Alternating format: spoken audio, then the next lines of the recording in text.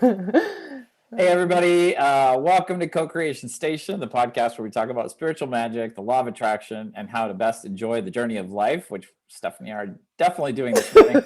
My name is Collin. I am a life coach, tarot, oracle card reader, and medium. My name's Stephanie, and I am a transformational coach, and I help people shift away from negative thinking, and it transforms their lives. Thank you so much for listening to our podcast. If you're listening to the audio version on Apple Podcasts or Spotify or wherever you listen to podcasts, and thank you so much if you are watching us on video on YouTube. If you do enjoy our show and you feel called to like us and subscribe to us, we would greatly appreciate your support. It helps us a lot. Each week we discuss a different topic, and this week we are going to talk about mediums and mediumship and what is that and how does it work and all of that stuff. Yay! A topic that Stephanie is very excited about. Yes. So did you have something you wanted to start with, Stephanie? Or I have a story I could tell. And Let's, because I don't. Okay. I just love the topic. So I am a medium, and I think I'm the most reluctant, unlikely medium I know, because I was born and raised with a lot of doubt and cynicism and skepticism about anything that was like woo-woo, new age, the kind of stuff that now I do all day long, every day. And I've had several experiences, though, as a medium, which have just proven that it's real and that it works beyond the shadow of a doubt. But the one story I will tell is that really, I mean, I'll probably tell more than one story, but the story that clinched it for me, and I need to keep a lot of the details out of it because of confidentiality, but I did a session for a friend, and we were connecting to someone that was important to them in life and had this very tragic, sudden passing. And while I was talking to my friend who I was doing the reading for and connecting her with this friend on the other side, these three female names popped into my head. And I had no idea what they meant, but I just wrote them down on a piece of paper really quickly, which is something I tend to do in my medium readings because that tends to happen, sometimes. And my friend was talking, so I didn't interrupt her. But then later I said, these three names popped into my head, and I don't know what they mean. And I'm going to be completely honest about this, because if you want to, the hardcore skeptics out there, there's something in this for you. But for me, it was the other way. When I told my friend the three names, and I didn't know anything about the person on the other side, this was even a new friend in my life. I didn't know her very well. And she said, myself in high school, my friend who passed, and I were in a group of three female friends that were stuck together, did everything together. The first name on your list was the third friend. That's the name of the third friend. I didn't know that at all. She said the second name was the name of the friend who passed's dog, who I was with my friend when that dog died. And it was one of the most strongest emotional experiences we shared together. And she said, I don't know anything about the third name. That doesn't mean anything to me. There you go, skeptics. There it is. I got chills when you said the second name was what it represented. It's just like, ah. Yeah. So I mean, that experience for me, because the bizarre thing is I started being a medium, I guess, practicing it in 2012. And this was probably 2019-ish, 2018, 2019 that I had that experience. So I had been doing them off and on for a while. And the crazy thing is my doubt, like I was the one doing it and I was the one sort of getting all this evidence that it was real, but I was probably one of the biggest doubters. Like most of the people I was doing the readings for. Why? What was the doubt about? It just seems so like I think when I was little, I enjoyed, my family, when I was little, my family that I grew up in was very religious. We went to church every Sunday. We were very active in a Christian church. I didn't know that. Yeah. I mean, it was Methodist, which is a strand of Protestantism. But there was this Methodist church in my hometown in Maine, and my family and I were very, very connected to it. A lot of my friends were, if they weren't friends from school, they were friends from the church, and but I didn't really, I think at a certain point, I had this sort of feeling that at a certain point in my teenage years, I sort of started to feel like there's so much wrong in the world. One of the things was the threat of nuclear war, because I was a teenager I was in high school from 1985 to 89. And that was the height of Ronald Reagan was our president in the United States. And it was the height of the Soviet US, kind of Cold War. And we were just sort of constantly reminded that at any point, the entire world could be destroyed. And there's really not a lot we could do about it. And the world leaders seemed to be heading towards it instead of away from it, which seemed crazy to me as a teenager, trying to figure out how do adults work and how does the government work and all that kind of stuff. And so I sort of really became very I was like preloaded for doubt about a higher power, because I really was like, would a higher power, and I think human beings have struggled with this since we were in existence, as early humankind.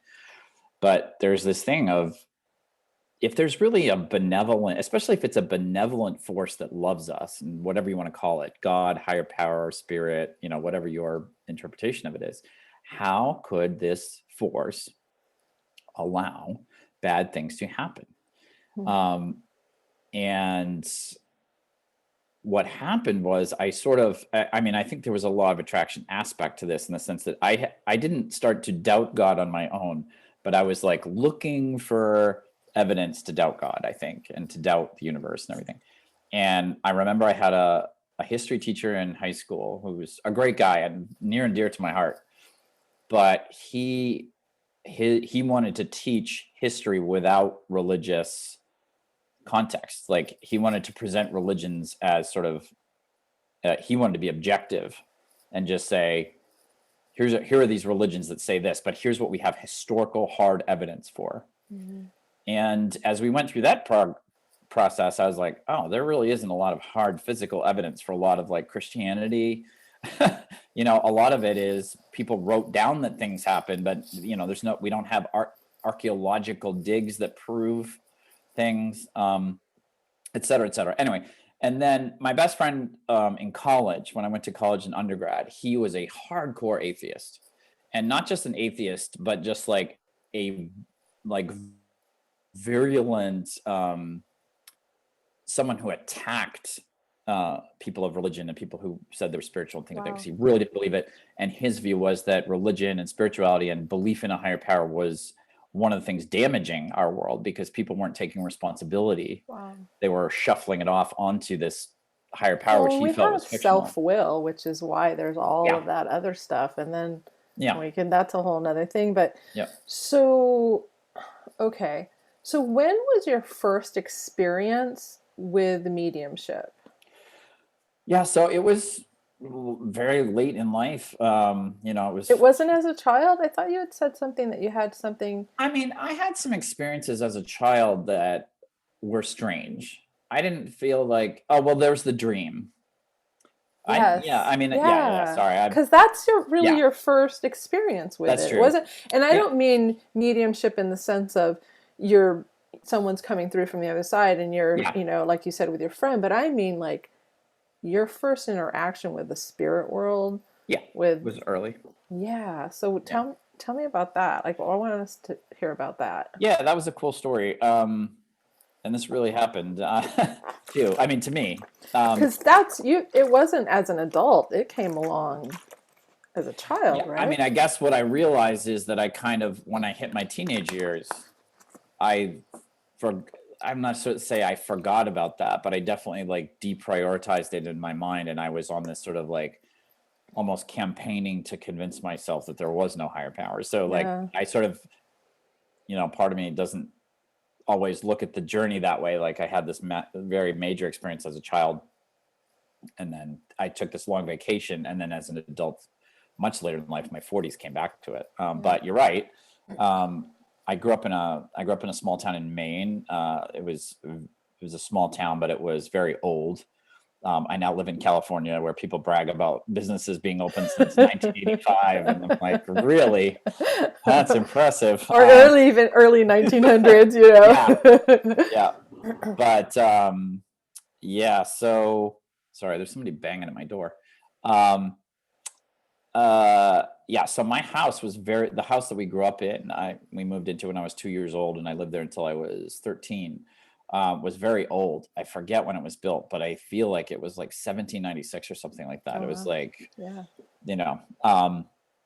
So obviously many families had lived there before my family. And at one point, my parents decided to sort of knock out and a lot of walls in the upstairs and redesign it, basically, and give my sister and I bigger rooms so that we could play with our toys and stuff like that. And but I was really young when they did that. It was 3 or 4 years old, something like that. And as soon as they did that, I started having this recurring dream, which I feel like it was almost every night. It was definitely frequent. And I would be standing at the top of the stairs, which it was a big house. So it was like the stairs were, so if you fell down the stairs, you would hurt yourself in a big way.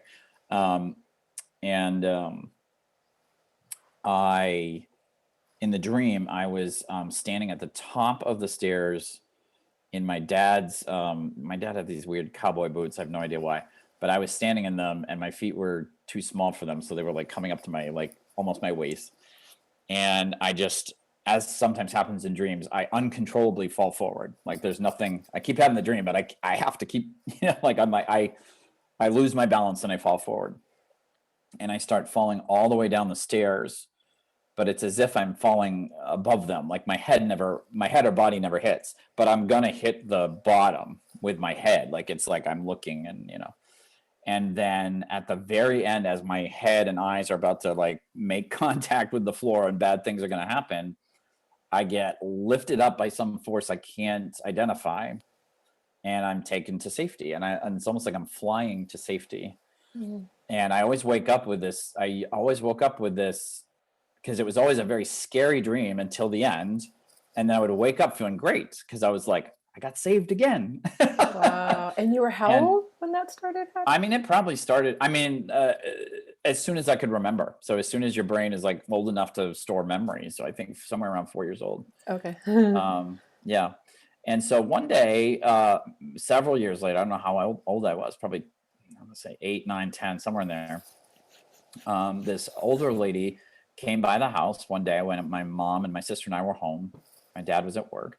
And she said, I used to live here many years ago.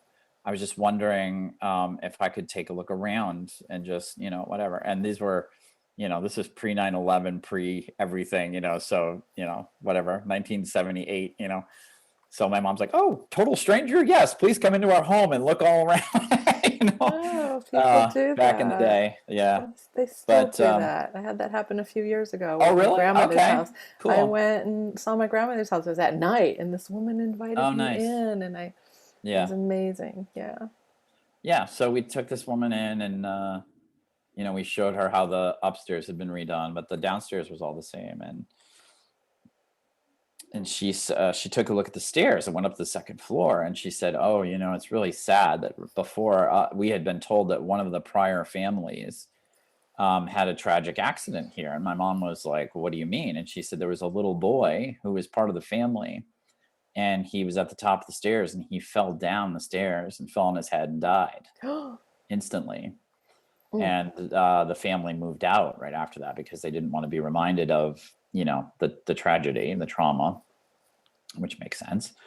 And I happened to be there when this woman was telling my mother the story, and I just remember flipping out, like, oh my gosh, like that's really interesting. Like there's a little dude on the other side who's like, I got this weird relationship with, who's like sort of taking me through. But I mean, the other thing that was interesting about it is like the fear, the feeling that I had when I was falling down the stairs.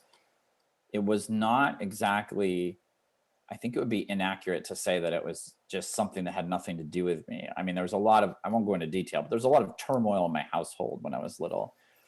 And I think I was really struggling with it emotionally and psychologically. And so I think for me, the dream, like falling down the stairs, sort of felt like how I felt sometimes. Like I felt powerless. I felt like there's a lot of upsetting things that I couldn't control. And so the saving me at the bottom of the stairs didn't just feel like I got saved from like the obvious physical injury in the dream, but it was also like I was going to be okay. Like I was going to be taken care of in this larger way. Yeah. And the strange thing is like it gets weirder than that, because for me at least, because there was a story of me as a baby, where my grandmother was carrying me down the stairs at her house, 30 minutes away from where we live. And she tripped near the top of the stairs and fell and protected me in a way that I could not get hurt. And her body was completely exposed to whatever damage would go on. And I don't know if she broke her leg or something like that, but she was pretty banged up. And so I had already had this experience, like as a baby, like falling down a flight of stairs and being okay because of someone else, before, older than me, sort of not an ancestor, but almost. And then later in life, I had a very traumatic experience at church camp where something pretty awful happened just psychologically. I wasn't in physical danger. And this counselor came and kind of like literally like rescued me, like pulled me out of my bed and like carried me to where the counselors were hanging out for the night so that I could be safe. So it's this weird kind of connected experiences for me. I don't expect anybody else to connect those dots necessarily, but for me there's this theme of like somebody on the other side who had passed away, who knows that I'm safe at all times in this life, and who knows that I'll be taken care of, and is trying to send me a message that like, don't worry so much, don't be so scared, it's okay to feel safe because you're going to be all right. And so that was really the dream of the stairs was really the first time that I feel like, and it was very I had always felt like there was a person like catching me, even though that didn't make any sense because like people can't fly, and but as a little kid I was like, it feels like a person is picking me up or something. Wow, and great. So you're right, it did start then.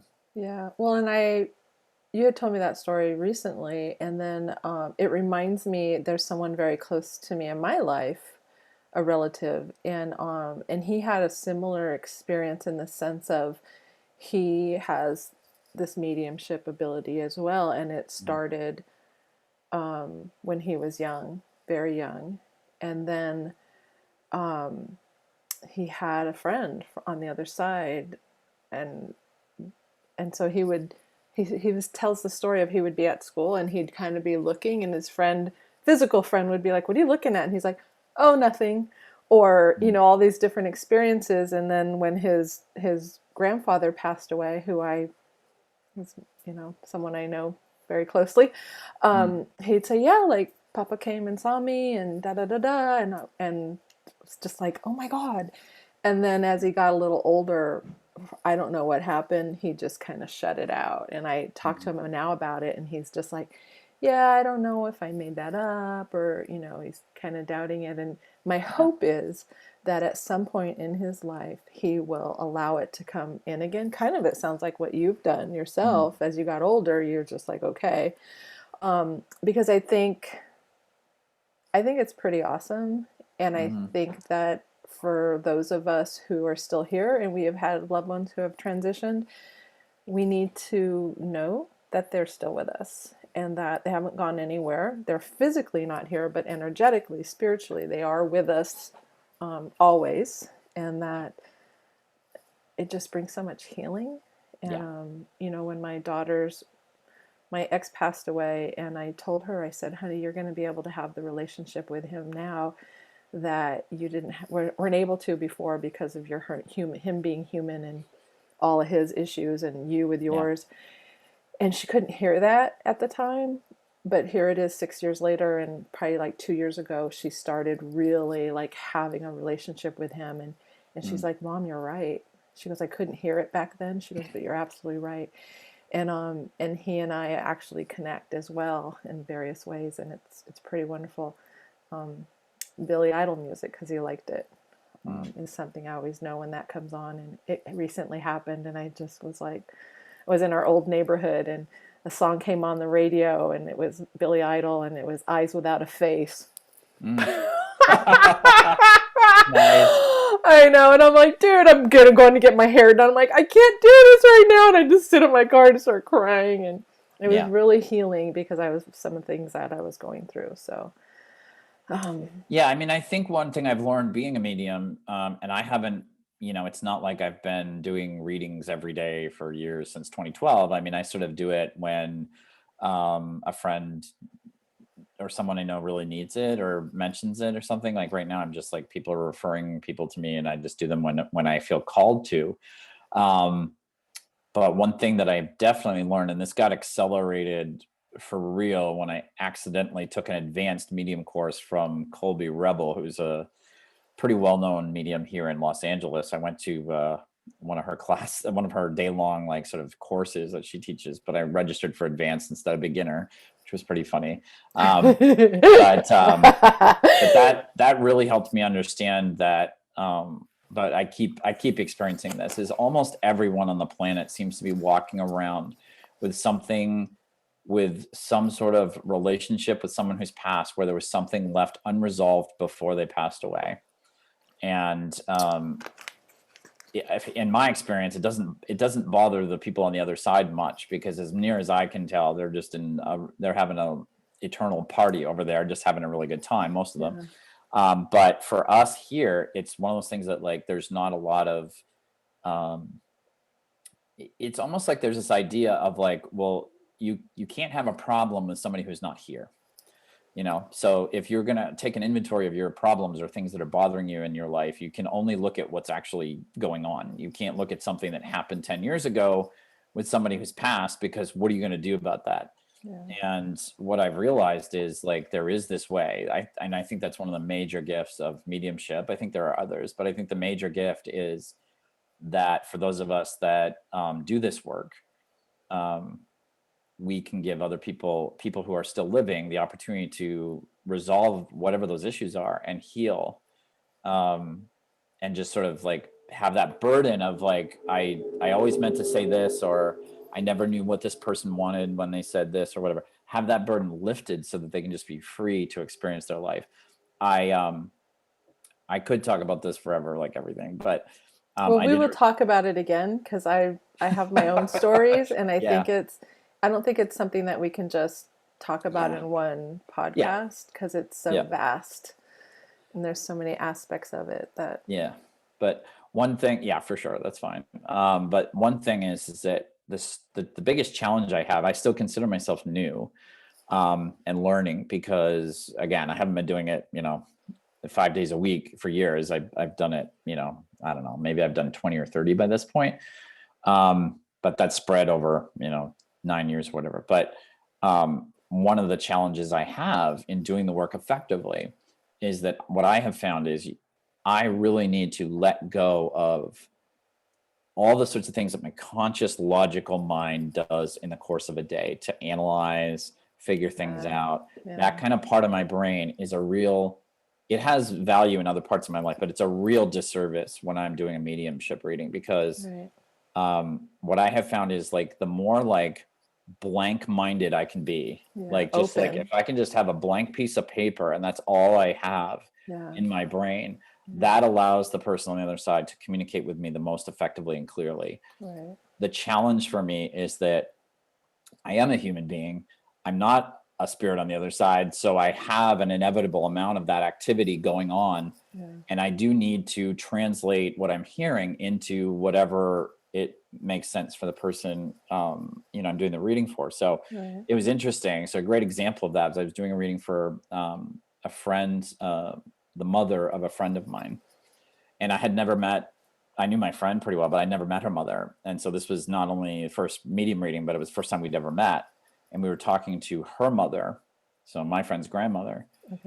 And it was interesting because at the beginning of the reading, all I was getting from this person on the other side, the grandmother, was tell her I love her, tell her I love her, tell her I love her.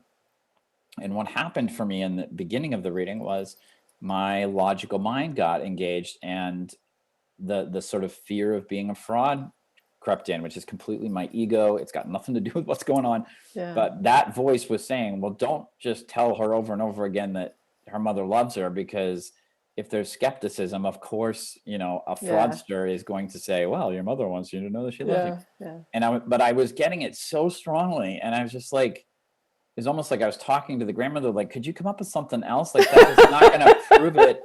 That is She's not going to prove no, your existence. You don't understand.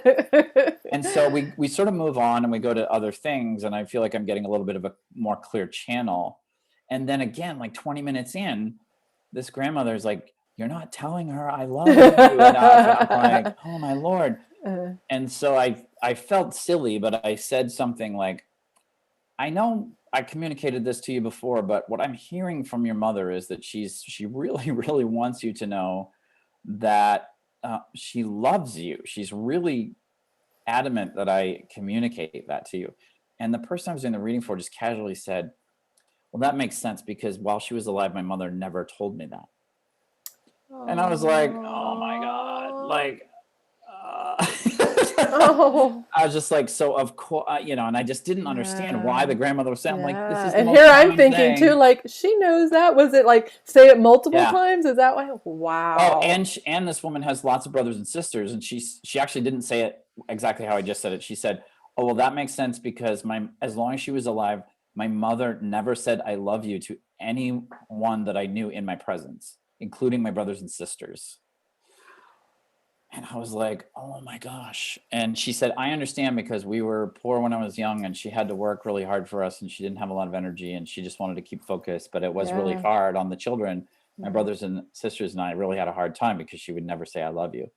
And I was like, oh my gosh, like, it's such a powerful thing. It was just like, you know, like that. I'm not trying to brag. I'm not trying to, like, you know, I try to keep myself out of the equation, because I feel like that's sort of how it works. But it's like, wow, like, if I had been in that person's shoes, like, that information would have changed my life. Like, knowing, you know, being assured from her where she is on the other side, that she loved you the whole time. She loves you now. She's watching over you. Was really, really important. But it's really important for me to get that logical thinking out of my mind, and the really on so many things, right? That's why I think it's so important that you do it, because I think you're so intelligent and stuff, but sometimes, you know, that gets in your way, you know. I say this with love. I adore you, all aspects of you. And so I think what a gift that you've been given this gift to be able to do it. And then by doing it, you're helping others, but it's also serving you, because it's helping you get out of your intellectual mind and just be open and let it flow. And then watching what happens when you do that is very powerful. So I think it's a good point, and hopefully that's something maybe a viewer could relate to, is that it is tricky. You know, human life is tricky in some ways. It's really simple in some ways, and it's really tricky in others. And it's simple. We just complicate the F out of it. Yeah, we come on, let's be real here. And I especially really good at complicating it when it does Life not is need to be so simple. Like, we were talking about laughing earlier, and I'm like, if all you did was like picked up the hobby of laughing, like, you would have an excellent life. Life would be really good. Not complicated. Yeah, no, it's true. But I mean, I think one of the things is like, there are forces in the world that are trying to be deceptive. You know, there are fraudsters out there. There are tarot absolutely, out there. And so I'm not saying, I don't ever want to say to anyone, if anybody walks up to you and says they're a medium or a tarot card reader or whatever, that you should just believe them and like give them $1,000 and you know, whatever. No. But I think that there's so much, at least the way, you know, now that I'm at the age I am, and I've come through American society and education and everything so much, I think it makes it really tough. There's a lot of doubt and cynicism and skepticism out there. So it is really tough to check in with myself and just say, well, if this feels right to me on a spiritual, emotional level, that's all. I don't need to like it goes back to that whole, like, how does it feel?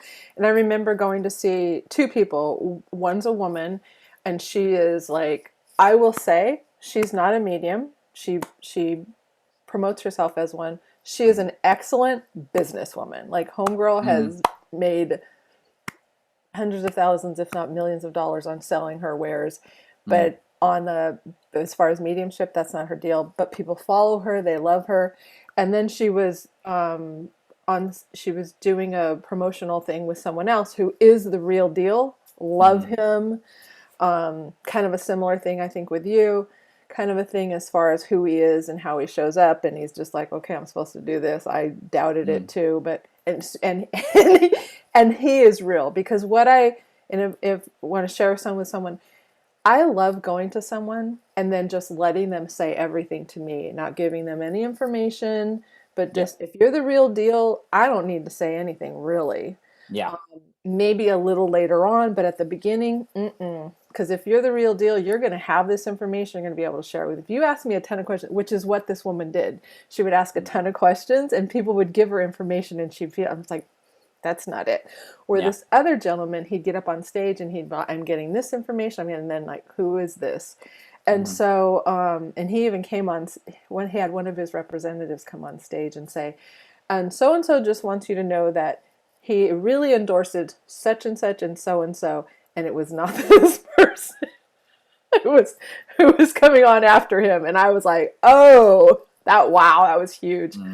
But, you know, to each their own. And I'm sure she has served many people.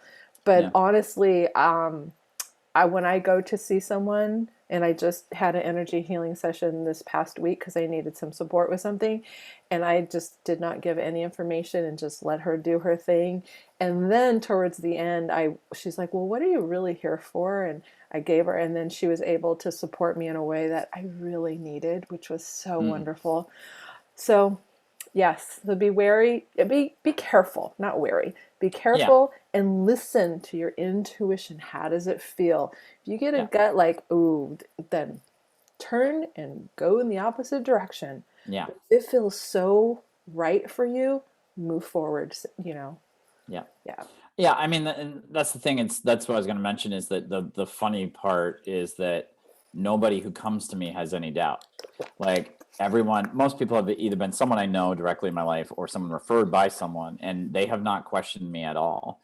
And I'm questioning myself like way more than anyone. You know, everyone else is just like, "Oh, it's really cool that you do this." You know, what does my dad think about blah blah blah? And I'm like, you know.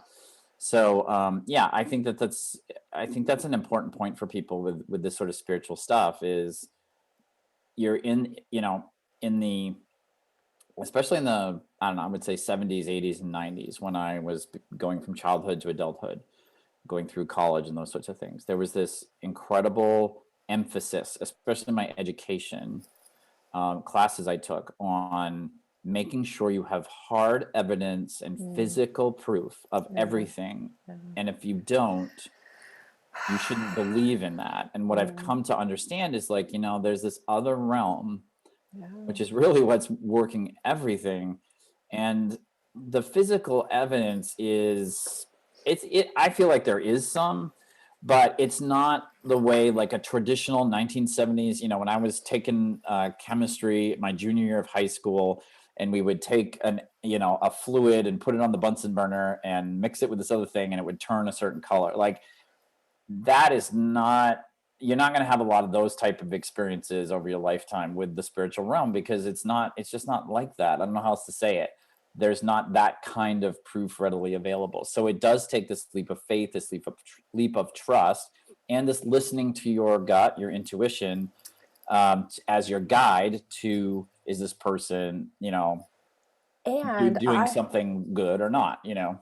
And someone had told me, because, you know, like when you were telling me the story of the first reading that you had done, and the second, when the second name and what she told, that I got chills up my legs. And I was told that anytime we get chills, you know, sometimes I'll get them on the top of my head, sometimes I'll get them on the back of my neck, sometimes they're up my legs. And what I've been told is, when we have those chills, that is a confirmation of recognition, a confirmation of truth, because it resonates with us in such a way. And so, if, you know, and I've just known that over the years. I've just seen it time and time again. And so again, it comes back to, like, how does it feel? Yeah. Because our body recognizes truth.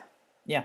When we get that pit, they talk about the pit in our stomach. It's like, yeah, oh, that's a warning one. Like, okay, listen to that. Well, and so many people ignore it. They're like, oh my God. And I'm like, no, girlfriend, listen to that one. Yeah. Well, the thing is too, I think one of the amazing things about the universe, and I think Abraham Hicks talks about this a lot, is there's a smorgasbord. Like, you don't have to take part of everything. Yeah. If you don't want to ever have a reading with a medium, you do not have to. Don't do it. There's no pressure. There's nothing like that. But I think there's a lot of people in the world who don't even know it's a thing. And they're carrying around angst or pain or sadness or grief that is like stuck in their heart and is causing issues in their life, which I think it even can go to physical illness sometimes. Oh yeah, that's all that disease unbeknownst is. To us. Dis-ease. Trapped negative emotion. Yeah. And I've had the experience many times of connecting someone to someone they cared about in this life, whether a loved one, friend, or whatever, and them experiencing so much of a healing of that, carrying around that pain or that angst or that unresolved sense of, did they really love me, or was what we had real? It could be anything, and just having an answer that, and again, like, that's up to the person too. Like, you don't have to believe anything I say, but if it resonates with your heart, for most people that can be really powerful, and so I think it is important. The one thing I want to mention here is that when I took the advanced class from Colby Rebel by accident, I just thought it was a medium class. It was not accident. Your higher self was like, no, you're advanced. You're not a beginner. And I have so much respect for Colby. She's amazing. But it was literally like I went to medium boot camp, and it was literally like, that Full Metal Jacket. Like, wow. Colby is a beautiful human being, but she's very intense. She will not run from that. She's a very intense individual. Yeah. Partly because I think she feels like she has a lot of important spiritual work to do, and she just doesn't have time to waste. Yeah. But what I didn't realize is that the people throughout the world that do medium readings, some of them do what's called platform, which is they will go to, they will hold large events. And I went to one of these held by Monica, the medium, who used to have I remember that. Yeah. At the, it's in north of San Diego in Encinitas. Oh yeah, Seaside, yeah, spiritual church. So she does events there pretty regularly, twice a year, something like that. She has for a while. So I went to one of hers, and it's this rapid fire kind of thing where she just like asks, she like, if you want a reading, put your hand up, and then she goes to wherever she's guided, and she connects to somebody on the other side, then has like this 5 or 10 minute session with a person, and then goes, okay, who's next? And this goes on for like 3 hours. Yeah.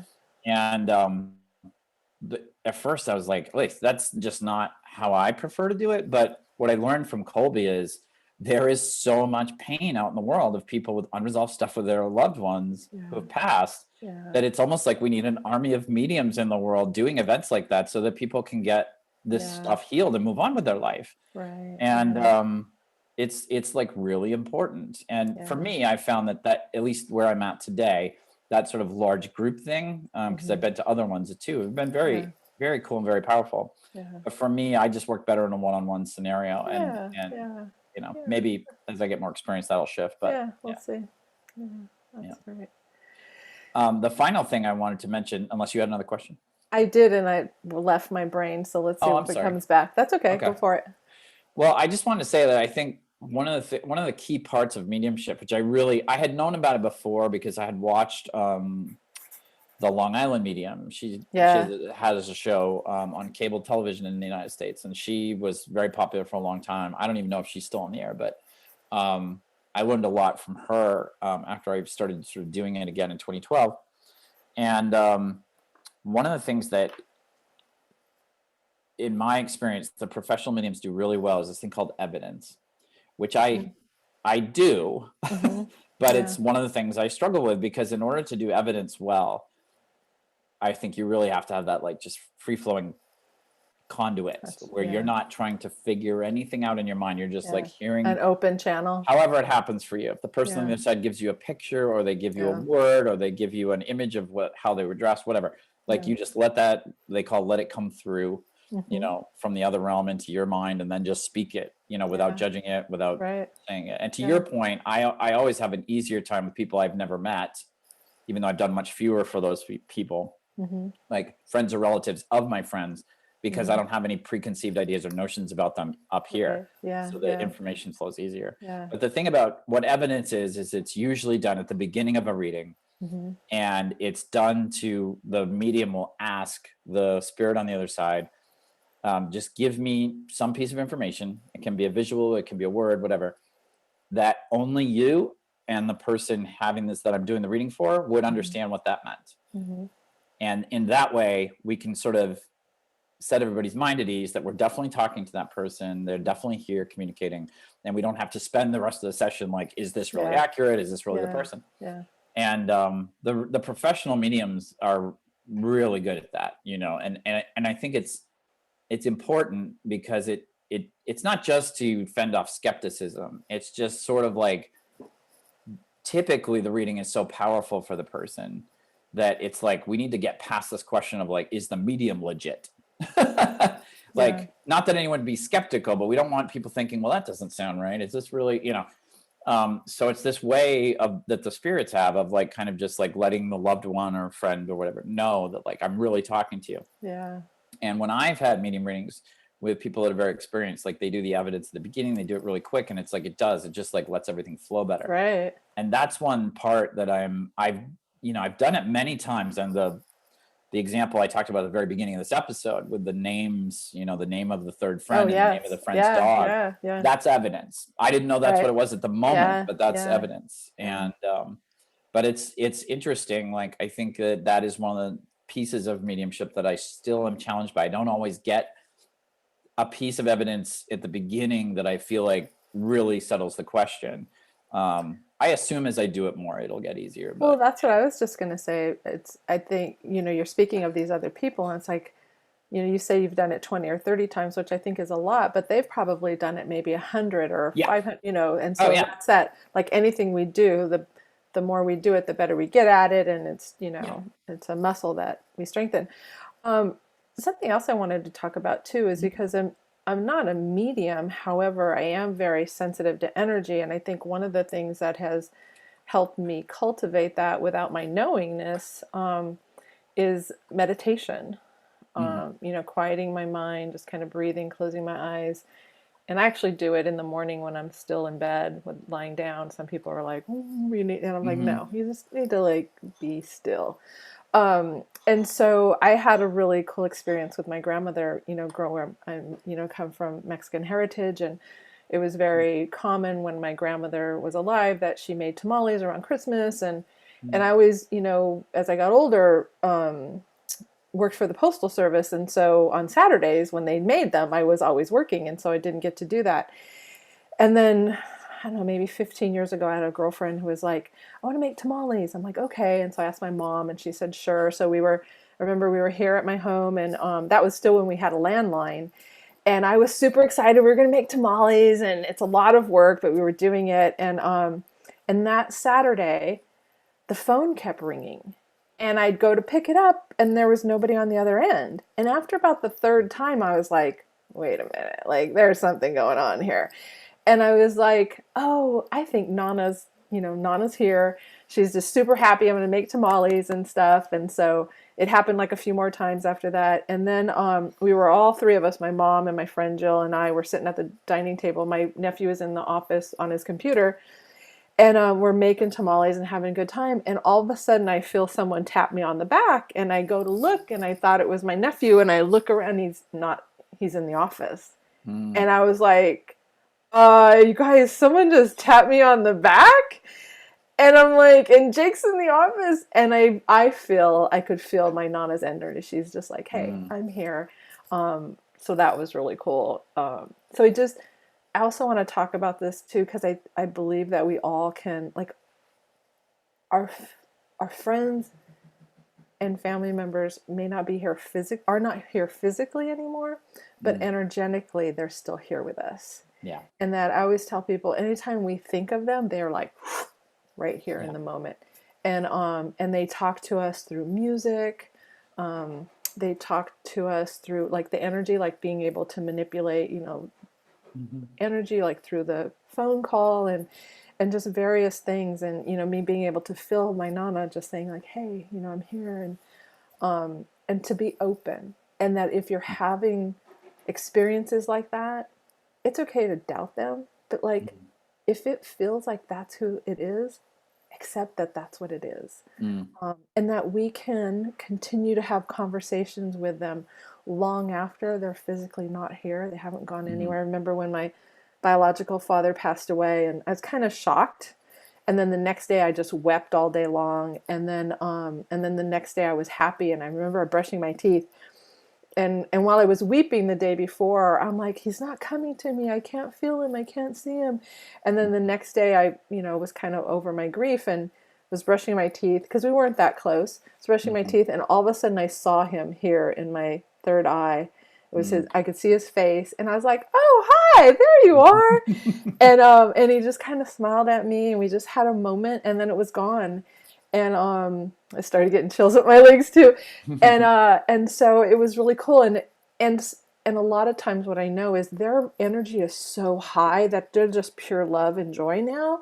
That in my grief, he was there and I couldn't feel him because that energy is like lower energy. And so it wasn't until I got into my feeling better state that he was able to come. I could feel him being there. Yeah. So I think so many people, like if we took a poll and people could be assured of confidentiality, people would be shocked at how high the percentage of people feel that they have definitely had some sort of encounter with someone who's on the other side. Either, people have seen them as like sort of ghostly images, in 3D, and people have had experiences like that of being touched on their arm or something in some way. Esther Hicks talks about, I think like people, and in doing this work, the thing I've realized is like the people who had a very strong connection to someone like a daily partner, and for many, many years, like people were married and in love for like 30 years. People had a business partner who was their best friend for 30 years. They worked together every day. Those people, when I've talked to those people, it's very common for them to be like, oh yeah, I know they're here. They talk to me all the time. Yeah. And I think that's really significant. But I think people have experience. My guess is people have experiences all the time. And some people are open to it, but some people just sort of shake it off and go, "Oh, that's just my brain making, connections." Or I didn't really see thing. that. But did that really, like, what? Yeah. No. Yeah. So, and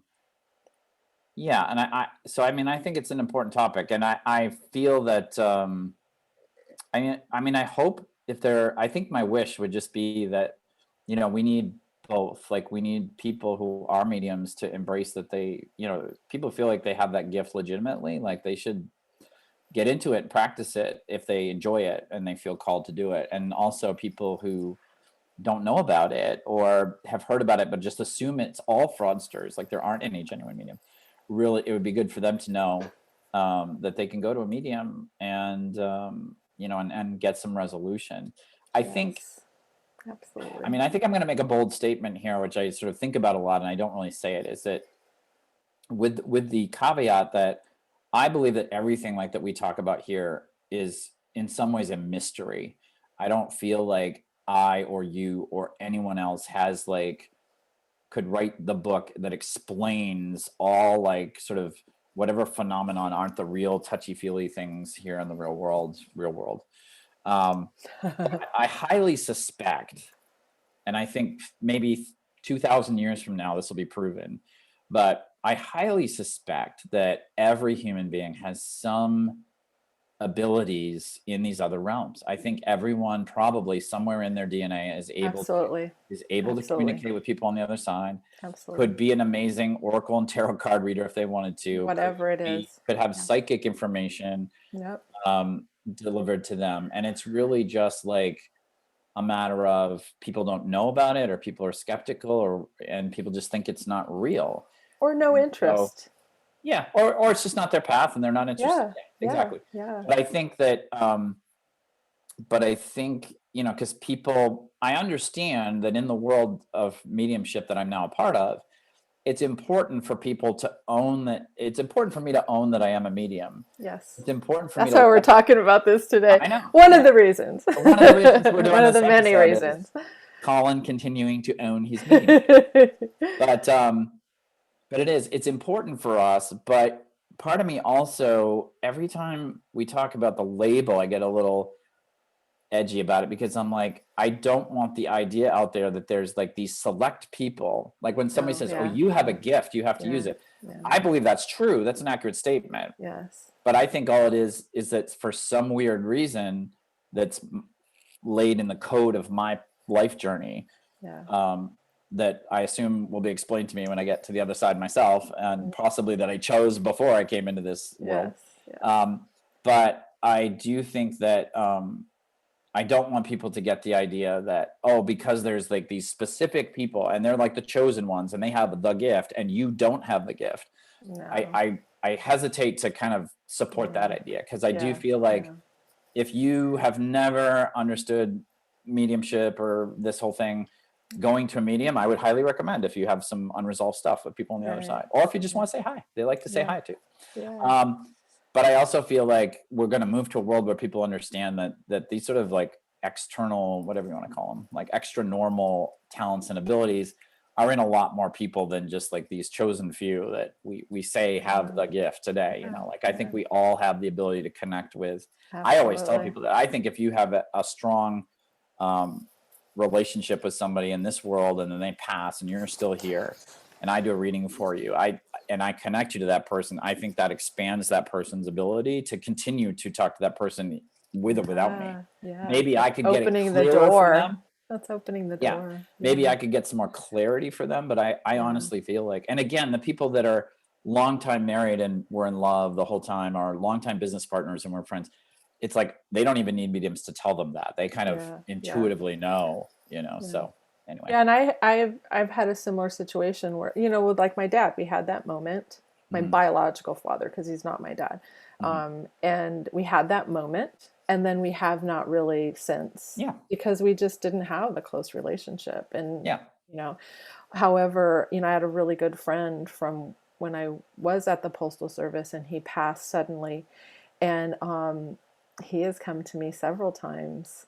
And then, and I've known there was someone else in a community that I knew, and she had passed, and just very briefly we had an interaction after she had transitioned. And so I think you're absolutely right that we can cultivate relationship with anyone we want that has transitioned. However, oftentimes as it is in the physical world, if we have a strong relationship, that can continue beyond. But if we don't, sometimes it's just, it's not. Well, the other thing is, I mean, sometimes it's a one and done. Like sometimes you just want to get clear with somebody and then you just both move on and there's no need for an additional reading. However, there's also the flip side, which is my experience is a lot of the folks that have transitioned over the other side, it may be everybody, but I don't know. I've only known the ones that I talk to or communicate with, but that the relationship can actually improve. Oh, like for people who had mine has with my ex. Absolutely. I mean, especially for people who've had issues with their parents, there can be a healing that happens with a medium reading, because once the parent transitions over the other side, they retain a lot of their like zany personality. Like it's weird to me. I think it's cool, but it's weird to me like how much that tends to come through. Like if somebody was really stern and quiet, like they're usually kind of quiet on the other side. If they were like the life of the party and could never shut up, that's how they are on the other side. But a lot of their dysfunction, a lot of their human dysfunction they had when they were here, not being able to talk about feelings, not being able to say I love you, those sort of things, and judgment, that seems to fall away. And so you can have like, if there's something where you loved your mother but you always had a tough time because she would always bring up this thing you did when you were 5 years old. It's entirely possible that if you have a medium reading if that person had a medium reading with their mother, the first thing the mother would say is, I'm so sorry I talked about that one thing all the time that made you feel bad. please forgive me for that. And we're never going to talk about it again. Now let's talk about cool stuff.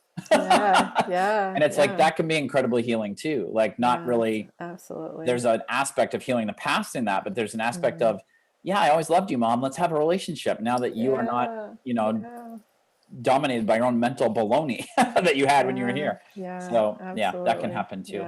Yeah, I've had that experience too. Now with my ex, it's just like he's around a lot when I'm with our grandkids, and he always shows up in some form. I remember I treated my daughter out to lunch one day, and I was, because I keep track of everything I spend, and I was writing the numbers down for how much it cost for her lunch, and the amount was his birth date. 10/18, and I just was like, I had to call her, of course, and tell her, hey, your dad was with us when we were having lunch that day. So it's pretty I don't really understand it, but I mean, it's just, I guess, the nature of the other side, which again, to me in the big picture is just a mystery, but it's like they have the ability to be with multiple people all the time if that's what you want, it's they're not limited by like human right. Well, I live in California and they died in Massachusetts. One of the things that was really powerful for me was one of my grandmothers who passed. I was in California. I just moved to San Diego actually in 2013 when she passed. And it really bothered me because all four of my grandparents have been huge influences on my life. And I have not been able to, with my schedule and finances and everything, get back to the East Coast for their funeral, because when somebody dies, they tend to have the funeral right away. And it's very sudden. And, but like, I really connected with my grandmother in a big way the day after she passed when I was in San Diego. And I was like, that opened my mind. I'm like, oh, of course, she's in the spiritual realm. Like, Saco, Maine, where she grew up and lived for her whole life, to San Diego, California, where I live, is like, zoop, you're there. It's like Star Trek. It's like, so, that's the other great thing is like, you can, if your grandparent was lived their whole life in China or Egypt or something, that doesn't mean you can't go to a medium in Minneapolis or Des Moines and talk to them. You can, because the spiritual realm is just magical that way. Well, and I think it's interesting that we doubt this stuff and many other things, and yet here we are walking around, and our bodies and everything it does, it's like a city working in and of itself. And we don't even question that, and it's been given to us, and it does all these things without any of our help, and we don't even question it, and so and then it exists. So how can this other thing, like, we question it and doubt it and know it's not possible, and yet here we are just walking around miracle of this, everything that's going on in our human body. It's in and of it. So, anyways. Awesome. Cool discussion today. I hope people got something out of that. Thank you that was your idea, Stephanie, the topic today. And thank you for having us talk about that, because I think it was really cool. Welcome. I appreciated the opportunity to discuss it. I love the subject. Let me live video here. Let me pull that. I keep thinking I have the closing script up, and then I never do. Perfectly imperfect. I get too much. Yes. So thanks so much for listening and watching, everyone. We hope you enjoyed today's episode of Co-Creation Station.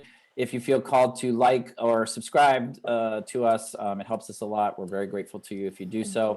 If people want to find you, Stephanie, how can they reach you?